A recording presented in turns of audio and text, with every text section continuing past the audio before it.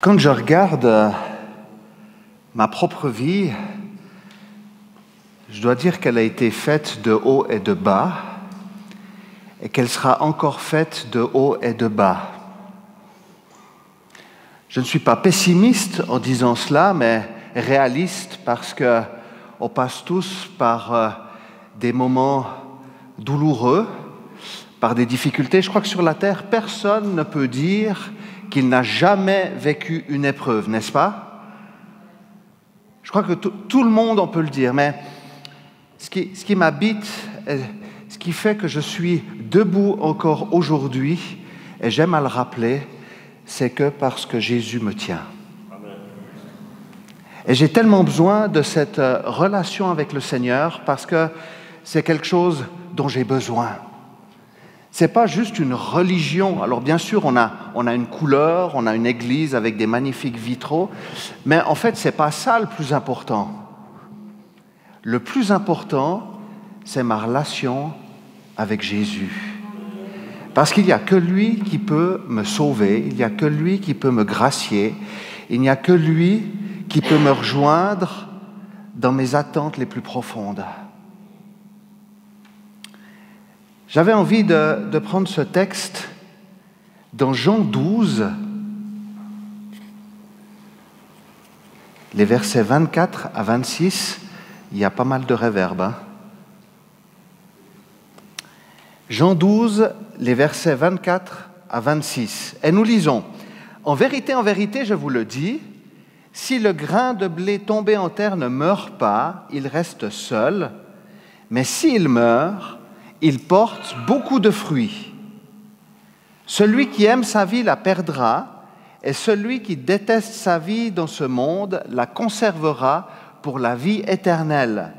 Si quelqu'un me sert, qu'il me suive, et là où je suis, là aussi sera mon serviteur. Si quelqu'un me sert, le Père l'honorera. Amen. » Je vous propose juste de prier.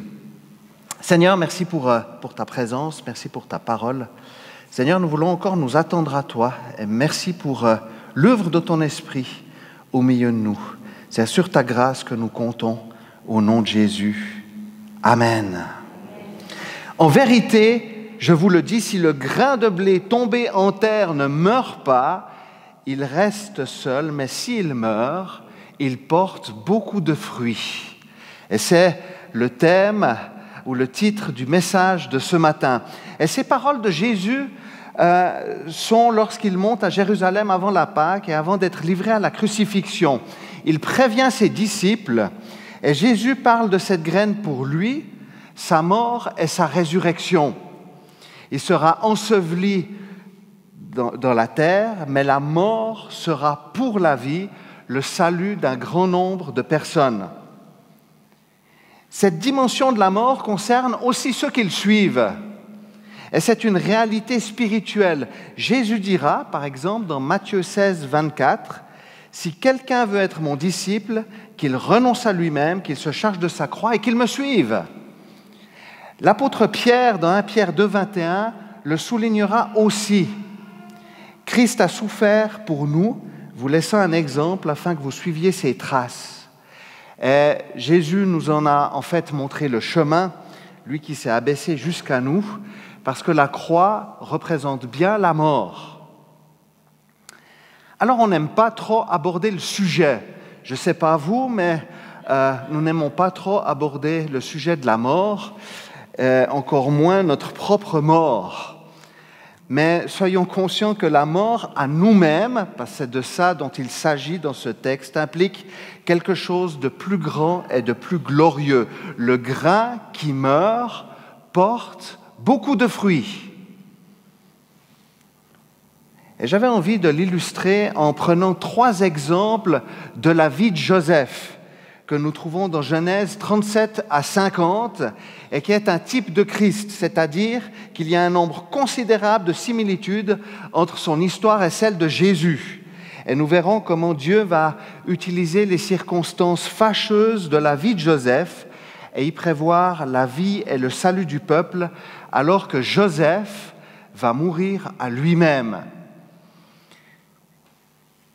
Joseph pour rappel, est le préféré dans la maison de son père, qui lui donne toutes les faveurs. Alors vous vous imaginez, il y a une grande fratrie, ils seront du reste 12 frères.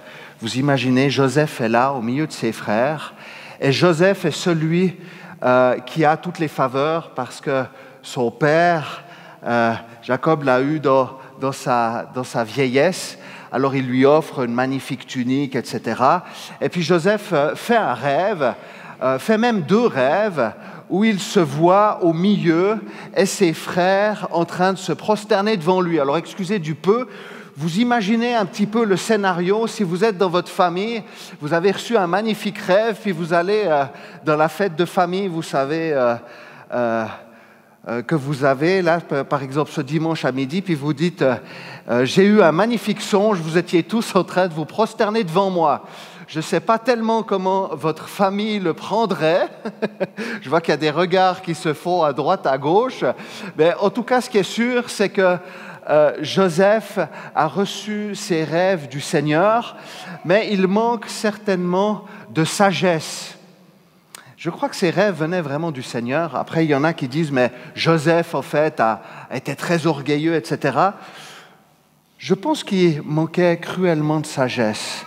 Et ça a teasé quelque chose chez ses frères d'assez fort, au point qu'ils voulaient le faire mourir. Joseph avait 17 ans, et ses frères vont paître le troupeau familial, et puis Joseph va aller leur apporter des fromages et tout ça. Donc, en plus, Joseph n'était même pas avec ses frères, il restait excusez-moi du terme, dans les jupes de son père. À l'époque, on portait des robes, donc on pouvait aussi dire les jupes de papa. Ce n'était pas simplement les jupes de maman. Et puis, il va aller leur apporter des fromages et ils vont commencer à fomenter un complot pour le faire mourir. Ils vont le jeter dans une citerne. Je vous la fais version courte, d'accord? Qui a dit ouf? Je vous la fais version courte, dans la citerne. Et ensuite, ils vont le vendre à des Ismaélites qui vont à leur tour le vendre en Égypte. Et Joseph vit une mort interne. Je me demande ce qui lui a passé dans la tête lorsqu'il s'est retrouvé trahi par ses frères, jeté comme un malpropre dans un puits et ensuite vendu. Il n'a plus aucun espoir. Il meurt à ses ambitions. Et je pense que Joseph devait être dans l'incompréhension totale. Je ne sais même pas s'il repensait à ses rêves qu'il avait eus, des rêves un petit peu de gloire, n'est-ce pas? Et là, il se retrouve complètement au fond du trou, humilié. Mais nous verrons que le Seigneur va utiliser les circonstances de Joseph pour sauver toute sa famille lors d'une famine des années plus tard, et même permettre, je dirais, la création du peuple d'Israël. Donc c'est quelque chose d'assez fort, hein? Mais Joseph ne voit pas du tout cette perspective-là. Il est trahi, méprisé, vendu, humilié, déraciné de sa famille et de sa patrie dans un pays où il ne maîtrise pas la langue, pas la coutume, sans perspective et désorienté. Son avenir n'est même pas une question. Mais il y a une dimension qui n'est pas anodine, c'est que Dieu est absent. Si vous lisez le début de l'histoire de Joseph, vous n'avez aucune mention de l'Éternel. Aucune. Dieu est absent depuis le début de l'histoire de Joseph et n'apparaît que lors de l'esclavage en Égypte. Et c'est assez significatif dans la Genèse, parce que normalement on voit que Dieu est présent partout. Et on voit que dans Genèse 39, 2 à 3, il nous est dit ceci: « L'Éternel fut avec Joseph et la réussite l'accompagna. Il habitait dans la maison de son maître égyptien. Son maître vit que l'Éternel était avec lui et que tout ce qu'il entreprenait, l'Éternel le faisait réussir. » Alors on peut penser, et c'est ce que je pense personnellement, c'est qu'il y a eu un déclic dans la vie de Joseph à un moment donné.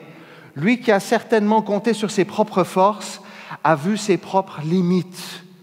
Et sa survie là tient du miracle.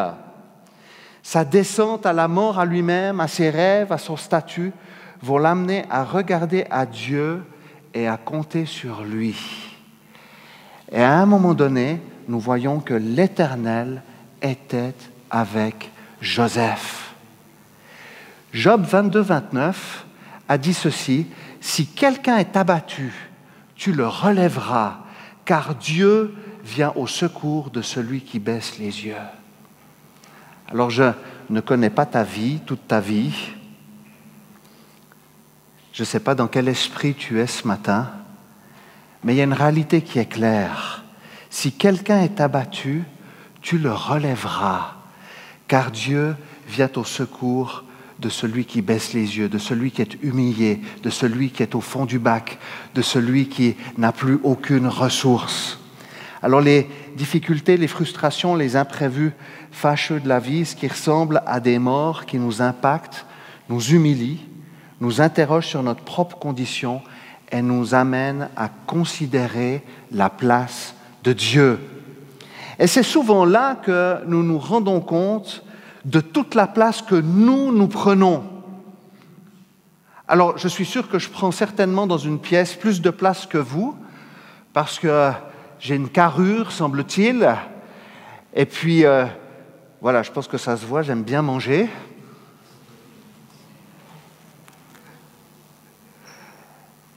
Mais quand je considère ma propre vie, quand tu considères ta propre vie, on se rend compte, en fait, de la place nous-mêmes que nous prenons. Toutes les fois où nous recherchons notre intérêt personnel et que nous faisons de nous le point central de nos préoccupations et de nos pensées. L'être humain a tellement envie de tout contrôler, de diriger, de tout décider, et tout doit passer par moi. Et c'est quand nous renonçons à nous-mêmes que nous commençons à entrer dans le plan de Dieu. Considère celui qui est souverain dans ta vie. Qui est celui qui est souverain dans ta vie? Concrètement, je vous ouvre un tout petit peu mon cœur ce matin. J'ai remarqué que si je réagis encore aux critiques et au rejet des autres, c'est que je ne suis certainement pas encore assez mort à moi-même et que le Christ doit davantage régner en moi, et cela va durer toute la vie. Cela va durer toute la vie, c'est un chemin. Parce que nous restons sensibles, et il est difficile d'être insensible au regard des autres. Et c'est un combat. Je ne sais pas vous, si vous avez ce combat aussi, mais je peux vous dire que c'est un combat que nous menons.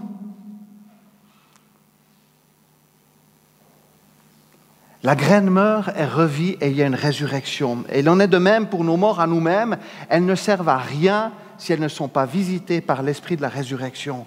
Le même qui a ressuscité Jésus des morts.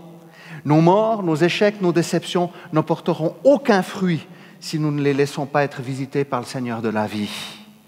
Avec la perspective du Christ, la mort et le renoncement de soi font place à la transformation. Celui qui s'abaisse sera élevé.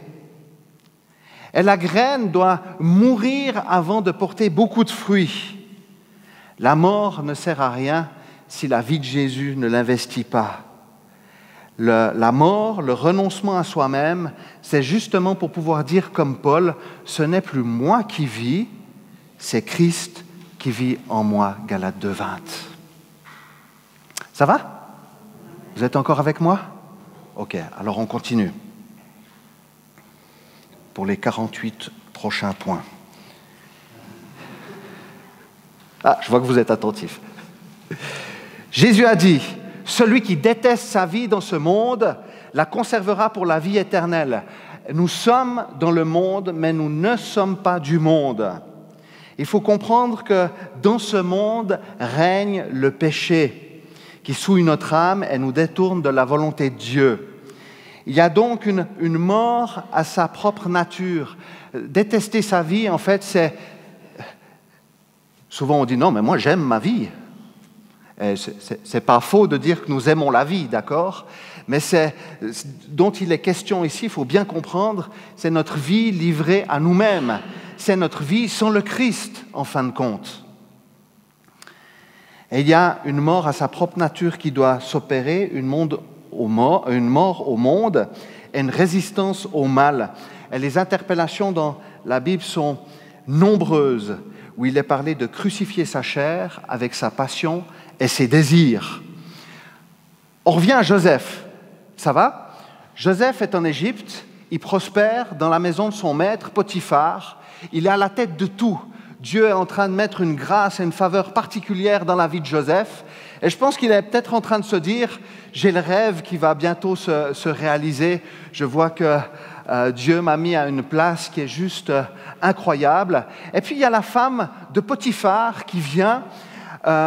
C'est la précurseur du mouvement MeToo, mais à l'inverse, elle vient harceler... parce que c'est du harcèlement sexuel, hein, donc couche avec moi, on ne peut plus clair. Donc MeToo, ça n'a pas été inventé il y a 3 ans, ça a été inventé il y a à peu près 5000 ans, peut-être même déjà avant. Et puis il y a cette femme de Potiphar qui vient vers Joseph, lui montrer ses charmes et lui dire « couche avec... » Alors je ne sais pas si elle l'a dit comme ça, mais « couche avec moi ». Et je ne sais pas ce qui s'est passé dans la tête de Joseph, mais à l'heure actuelle, et dans le monde actuel, dans l'esprit du monde actuel, avoir une place d'autorité, avoir de l'argent, et en plus pouvoir avoir la femme du patron, quelle opportunité! Mais Joseph va tenir bon et rester fidèle au Seigneur. Il va refuser plusieurs fois, jusqu'à ce qu'il s'enfuit et que la femme de Potiphar lui arrache un bout de sa tunique en disant « Mais regardez ce qu'il m'a fait, MeToo !» C'est lui qui m'a agressé, alors que c'était elle qui était en train de l'agresser. C'est lui qui était en train de m'agresser. Et Joseph va se retrouver jeté en prison pendant des années. Il a résisté à la tentation d'aller par ses propres forces, de laisser parler sa chair, parce que Joseph n'était pas fait de bois, il avait aussi des pulsions comme toi et moi. Et Joseph a décidé de résister.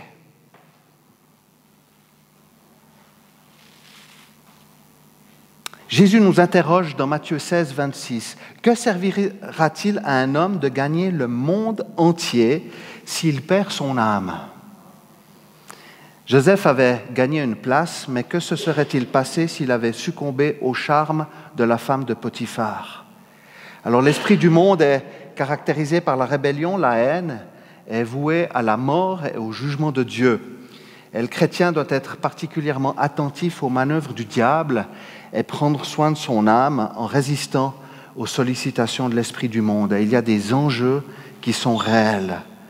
La tentation se fait dans bien des domaines pour nous détourner de Jésus et de son plan. Je vous raconte une histoire, ça va? Enfin, une histoire, c'est ma vie, hein. J'ai une salle de bain. Je ne me douche pas dans le jardin. Et j'ai un problème avec cette salle de bain, c'est que c'est une vieille maison où nous sommes locataires. Et puis, il y avait des traces de moisissure, vous savez, quand on prend des douches, ça commence à produire de l'humidité, et puis ça commence à faire le sauna, vous voyez ce que je veux dire. Et puis vous ne le voyez pas directement, mais c'est tout d'un coup, jour après jour, semaine après semaine, mois après mois, et vous commencez à voir que la couleur du plafond est en train de changer. Mais vous n'avez pas passé un coup de rouleau, mais vous voyez qu'il y a des petites traces, des points noirs qui se font un petit peu partout, et c'est ce qui s'appelle des moisissures. Et je me souviens, on avait demandé à quelqu'un, lorsque notre fils était malade, de venir nous aider pour faire le ménage. Et puis tout d'un coup, quand on est revenu, toutes les traces avaient disparu.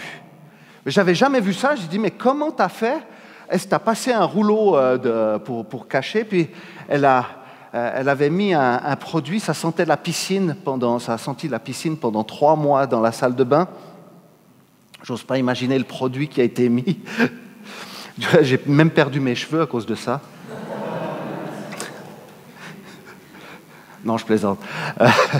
J'espère que ce n'est pas à cause de ça, mais je vois que mon fils et ma femme ont encore bien leurs cheveux. Donc, Et je me rends compte que dans cette salle de bain, je dois lutter pour qu'il n'y ait pas de la moisissure.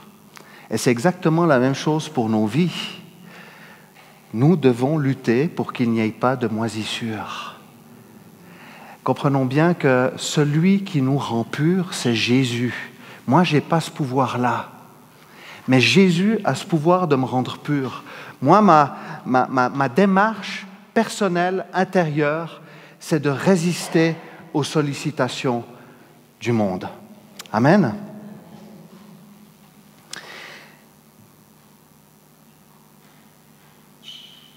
Le psaume 119, 9 à 11 pose une bonne question, et puis il répond même à cette question.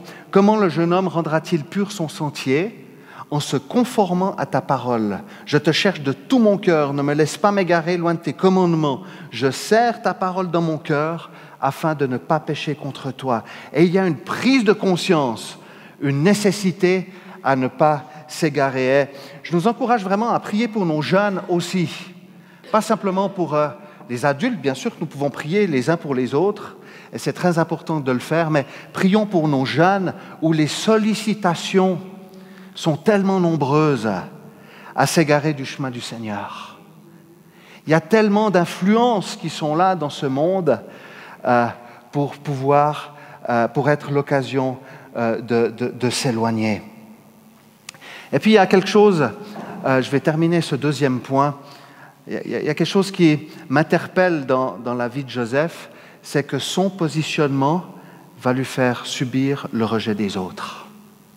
Et il ne faut pas penser que parce que nous sommes croyants, nous allons être acceptés dans le monde dans lequel nous vivons.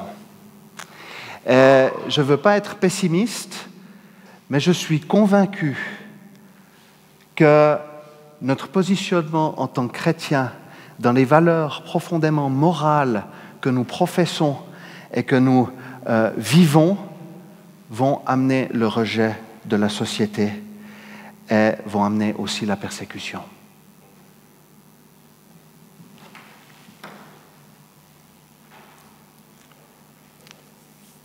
La petite graine qui meurt porte beaucoup de fruits. Un encouragement à résister à l'esprit du monde. Et j'aimerais terminer, troisièmement, ça va ? Troisièmement, il y a un élément de la vie de Joseph qui est assez fort, c'est tout à la fin. Là aussi, je vais paraphraser, je vais vous la faire courte. Vous avez donc Joseph qui a été rétabli, qui est maintenant ministre. Il est surintendant même à la cour de Pharaon, donc il est monté encore d'un échelon. D'accord ? Dieu a permis qu'il puisse sortir de prison. Il a pu interpréter des rêves de Pharaon. Et puis il se retrouve à la tête de l'Égypte. Et justement, l'interprétation des rêves qu'il a eus de Pharaon, c'était qu'il allait y avoir une famine et qu'il fallait commencer à économiser. Et quand la famine est arrivée dans le pays, eh bien, il y a les frères de Joseph qui sont venus en Égypte. Tout le monde venait en Égypte parce que les greniers regorgeaient de blé, de tout ce qu'il fallait pour pouvoir survivre pendant cette famine. Et je ne sais pas si on peut s'imaginer Joseph qui se retrouve devant ses frères et le rêve se réalise. Ses frères sont en train de se prosterner devant lui. Joseph avait 17 ans quand il a été vendu et maltraité, martyrisé, violenté par ses frères. Il se retrouve à 30 ans comme ministre. Il s'est passé 13 ans de souffrance avant que Joseph se retrouve ministre et ensuite quelques années aussi où il a pu mettre le grain de côté pour la famine. Et Joseph va être confronté à une autre mort et à un renoncement, le renoncement de sa propre justice. Parce que Joseph aurait pu avoir cette tentation, et il l'a peut-être eu, le texte ne nous le dit pas explicitement, il a quand même jaugé ses frères, savoir où ils en étaient, mais Joseph aurait pu à ce moment-là leur faire payer. Il aurait pu dire, mais moi maintenant je suis à une grande place d'autorité, j'ai le pouvoir, j'ai la puissance, et il était tout à fait capable d'emprisonner ses frères pour l'éternité. Enfin pour l'éternité, jusqu'à ce qu'ils meurent en tout cas. Mais on verra que Joseph ne va pas le faire. Les frères sont pétris de trouille, surtout quand leur père va mourir. Et ses frères, donc les persécuteurs, les bourreaux, sont dans tous leurs états quand leur père meurt. Ils ont peur que Joseph se venge et leur fasse payer tout le mal qu'ils lui ont fait. Joseph leur dira, « N'ayez pas peur, suis-je à la place de Dieu ? Vous aviez projeté de me faire du mal, mais Dieu l'a changé en bien pour accomplir ce qui arrive aujourd'hui, pour sauver la vie à un peuple nombreux. La graine qui meurt porte beaucoup de fruits. » Et c'est vraiment un encouragement pour toi, pour moi ce matin. Dans toutes les morts internes, les morts à nous-mêmes, les renoncements, les difficultés que nous avons pu vivre, Dieu désire se glorifier là-dedans et y apporter sa vie. Alors que même nous n'envisageons pas la finalité.